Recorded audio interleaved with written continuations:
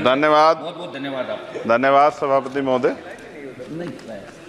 मैं आपने मुझे मौका दिया इसके लिए धन्यवाद। मैं अपने व्यक्तिगत जीवन में, मेरे आज भी याद है, मेरी माँ ने एक बार मुझसे कहा कि मेरे मामा बहुत गौरवशाली हैं कि उनकी बिटिया ने उनको प्लेन का सफ़र करा दिया। क्योंकि हम गांव से आते हैं, किसान परिवार से हैं, तो हर चीज़ की हमारे लिए अहमियत है। मैंने भी ये तय किया था कि मैं अपनी सैलरी से अपनी माँ को एक बार हवाई जहाज़ का सफ़र ज़रूर कराऊंगा। अब हालात ऐसी हैं, आप बेहतर जानते हैं, हमने देश भी जानता है, सब लोग जानते हैं कि गरीब आदमी हवाई जहाज़ में सफ़र नहीं कर सकता। प्रधानमंत्री जी तो कहा था बहुत दिन पहले कि चप्पल वाला जो है हवाई जहाज़ में सफ़र करेगा, लेकिन आज हालात ऐसे, किराया भाड़ा इतना बढ़ गया है, ये नीतियाँ हैं उसकी वजह से, कि गरीब आदमी सफ़र नहीं कर सकता है। गरीब आदमी तो ट्रेन में एसी के डब्बे में सफ़र नहीं कर सकता, इस तरह के हालात। तो मेरी मंत्री जी से मांग है कि कोई व्यवस्था ऐसी की जाए कि जो करोड़ों महिलाएं देश की हैं, करोड़ों परिवार ऐसे जिन्होंने सपना ही देखा हवाई जहाज को जाते, उनको भी एक बार मौका मिले कि हवाई जहाज का सफ़र कर लें। तो अगर किराया सस्ता होगा तो शायद वो प्रयास कर सकते हैं, उनके बच्चे प्रयास कर सकते हैं। साथ साथ वायु यात्रा में सेफ्टी सिक्योरिटी का बहुत ज़्यादा ध्यान रखने की जरूरत है। कई बार हादसे हुए हैं, कई चीज़ों पर हमें गौर करना है।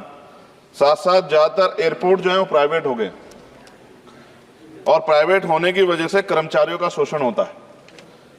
कर्मचारियों की, क्योंकि हमारे यहाँ बेरोजगारी बहुत है, तो कर्मचारियों को वहाँ काम करने में जो सैलरी मिलती है उसमें एक बार का टिकट भी नहीं आता कई जगह पे। तो मेरी आपसे ये आग्रह है कि जिन लोगों जो प्राइवेट हो गए वहाँ भी सैलरी कम से कम न्यूनतम वेतन इतना होना चाहिए 20,000 रुपये, कि वो अपने परिवार का भी और सफ़र भी वो कभी कर ले, ऐसा मौका भी उन्हें मिलना चाहिए। साथ साथ प्राइवेट होने की वजह से SC/ST OBC के बच्चों को जो नौकरी मिल जाती थी वो भी जीरो होगी। तो मेरी आपसे आग्रह है कि अगर प्राइवेट भी हो गया तो उनसे भी कहा जाए कि कमजोर वर्गों के लोग बच्चों को मौका दिया जाए। साथ साथ नगीना में जहाँ जिन्होंने मुझे चुन के भेजा, मैं उनका धन्यवाद करता हूँ उस क्षेत्र का, वहाँ एयरपोर्ट नहीं, और लंबे समय से उनकी ये मांग, वहाँ पायलट ट्रेनिंग स्कूल भी नहीं है, एरोस्टेस ट्रेनिंग स्कूल भी वहाँ खोलना चाहिए, क्योंकि ग्रामीण क्षेत्रों की प्रतिभाओं को नकारना नहीं चाहिए। साथ साथ मेरा जिला जो है सहारनपुर, वहाँ एयरपोर्ट पुराना है, वो डिफेंस का है सरसावा में, लेकिन वहाँ से पैसेंजर जो है यात्रा के लिए कोई सुविधा नहीं।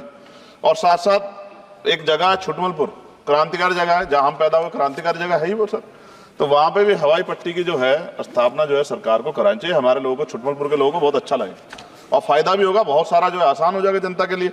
और सुबह से हम प्रयास कर रहे हैं सर कि हमें बोलने का मौका दिया। यहाँ छोटी पार्टियों के लिए थोड़ी समस्या है और 2.5 घंटे इंतजार का मौका मिल रहा है। मैं भाजपा के साथियों को याद दिलाना चाहता हूँ, एक समय था कि आप पे भी 2 मेंबर ऑफ पार्लियामेंट थे, आज आपकी सरकार है, आपको तीसरी चौथी बार मौका मिला है। अगर हम लोग भी ज्ञान की कमी थोड़ी है किसी में, ऐसा तो रानी के पेट से ही राजा पैदा होता है या कोई माँ के पेट सीख के आता है। हम तो संघर्ष करके आए 15-15 साल, तो जब हमें मौका नहीं मिलेगा, अपनी बातें रख पाएंगे तो हमारी बात कैसे पहुंचेगी। साथ साथ मेरा आपसे आग्रह है, ये मेरी मांग नहीं है, ये पंजाब के लोगों की मांग है। देश के प्रधानमंत्री जब कह के आए थे पंजाब में, कह के आए थे पंजाब में कि जब आदमपुर एयरपोर्ट का नाम जो है सतगुरु रविदास जी महाराज के नाम पर करने के लिए कह के आए थे प्राइम मिनिस्टर। आप पता करा लो, ऑन रिकॉर्ड है, प्राइम मिनिस्टर ने अपनी स्पीच में कहा जब पंजाब गए कि हम इस जालंधर में जो एयरपोर्ट है आदमपुर में, कि हम उसका नाम सतगुरु रविदास जी महाराज के नाम पे करेंगे। लेकिन सर दावे और वादे हैं, कब तक ये खोखले वादे होते रहेंगे। देश के प्रधानमंत्री की बात का कोई सम्मान होना चाहिए।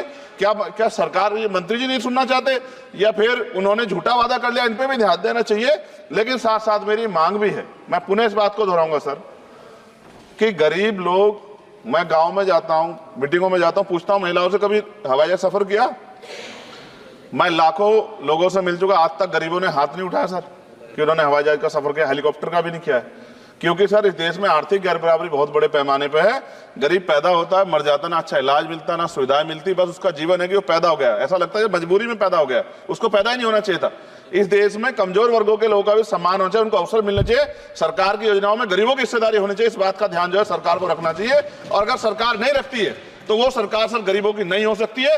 नौजवान जो है मंत्री सरकार ने दिए हैं, और मुझे उम्मीद है कि एक नौजवान दूसरे नौजवान के दर्द को और गरीबों के दर्द को और ग्रामीण क्षेत्रों के दर्द को समझेगा। और मुझे भरोसा है आपके ऊपर, आपकी शैली के ऊपर, क्योंकि पिछली बार भी विषय उठा था। हम जाते हैं सब लोग कि आप इस बात को इस बार सफल करने में कामयाब हो जाएंगे। मेरी मंगल कामनाएं भी है कि कोई गरीब परिवार आपको प्रार्थना करे, दुआएं करे कि आपने उनको ये मौका दिया। वरना आदमी पैदा होता है भारत में और गरीबी में मर जा, हजारों साल चला।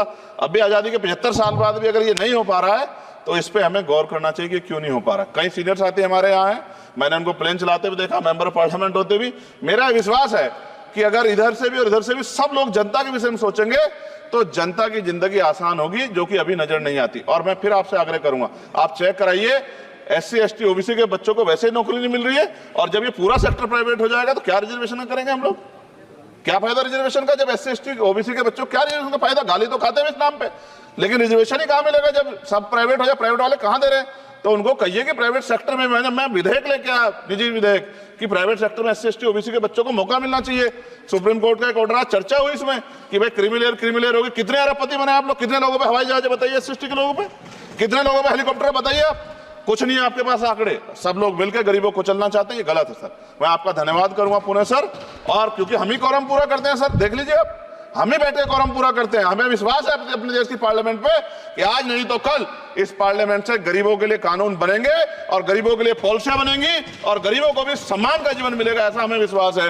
मैं आपका धन्यवाद करता हूं और मुझे उम्मीद है नौजवान हमारे मंत्री से कि वो गरीबों की बात को सुनेंगे और हम लोगों की पीड़ा को समझेंगे और हमारे क्षेत्रों में काम कराने का। धन्यवाद।